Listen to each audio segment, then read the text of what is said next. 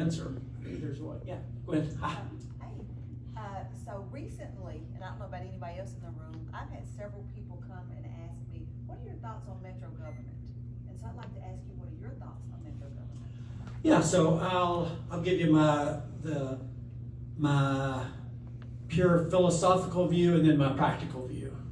Philosophically, I actually think it makes sense, okay? I remember when I was mayor, Bill Purcell was the mayor of Nashville, and we were talking about this topic, and he said, and we were talking about the advantages, Nashville consolidated, 40, 50 years ago, and he goes, we were talking about the pros and cons, and when we finished, he grabbed my arm, and he goes, hey, Haslam, I go, what? And he goes, I hope you don't do it. And I said, why? I thought you just said it was so great. And he goes, well, it's our best advantage over you, because we don't have two governments. Having said that, I don't think it's a practical reality anytime soon. I mean, it's just, there's too many reasons not to do it and too many interests. And if somebody came to me right now and said, hey, we need metropolitan government, I'd probably say, theoretically, yes, but I'd probably spend my effort and time doing something else. I don't think that's going to happen. So I think we're better off to focus on what we're doing. So, what's one thing you didn't finish as mayor and didn't finish as governor that you wish you'd had, looking back? yeah, governor, it's a really easy answer. I didn't learn enough about the judicial and corrections system, and everybody talks about kind of sentencing reform, and I didn't realize what a real problem it was. And I made one of the big mistakes I made as governor. As governor, you're not nearly as powerful as everybody thinks you are. Everybody thinks, well, you're the governor, just do it. But there's a legislature and constitutional officers and all this. But the one place you have incredible power is in pardons and commuting sentences. I mean, unless you're taking financial remuneration for it, you can pretty much do whatever you want. And so some people had come to me before, when I was elected, and said, our advice would be, don't start dealing with all that now, because you'll be flooded.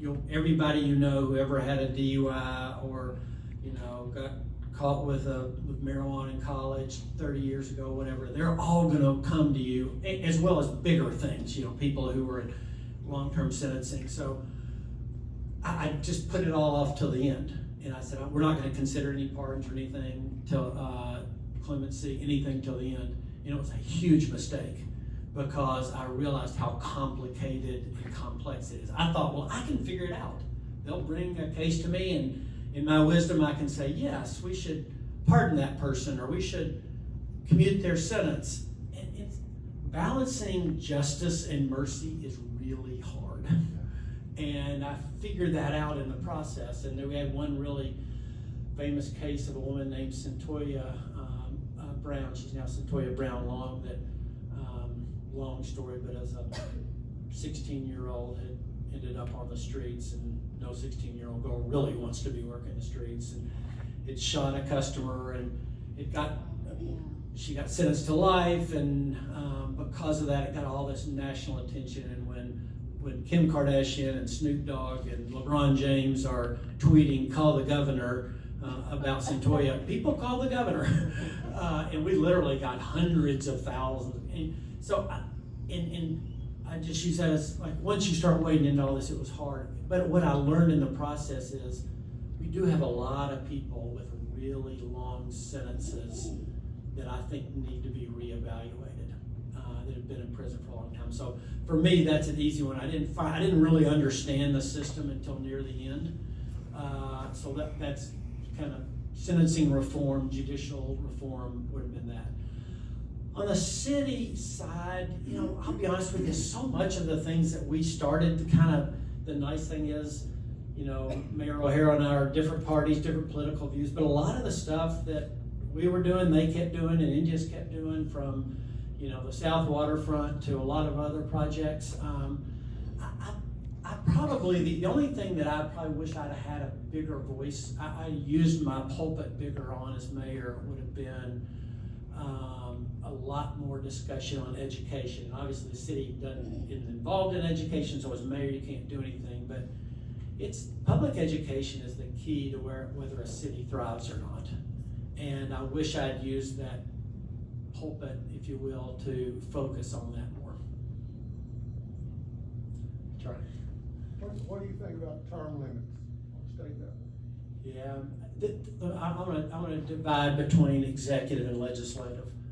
For the executive, it's 100% the right thing. I love being governor, but 8 years is the right amount.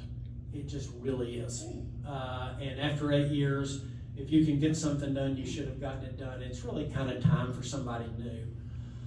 On the legislative, if there were term limits, I wouldn't have them be too tight because there is some learning that happens in that process. And remember, the state legislature just is in session 3 months a year, so it's a little different than what you all do where you're living here.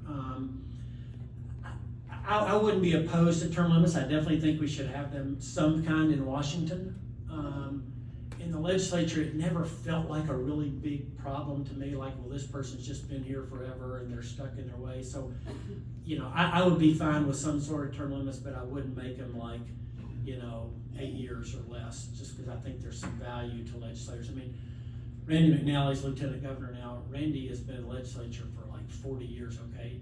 He really, really knows the budget well, and that's actually a good thing. When you're the governor, you want the you all might feel like they want to keep us in the dark on the budget, but you actually really, really want the legislative bodies to understand the budget because it's so fundamental.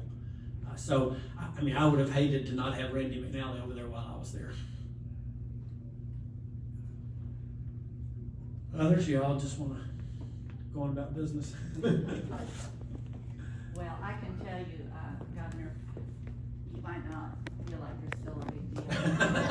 You're a big deal to not Knox County. Thank you. You're nice. Thank you all.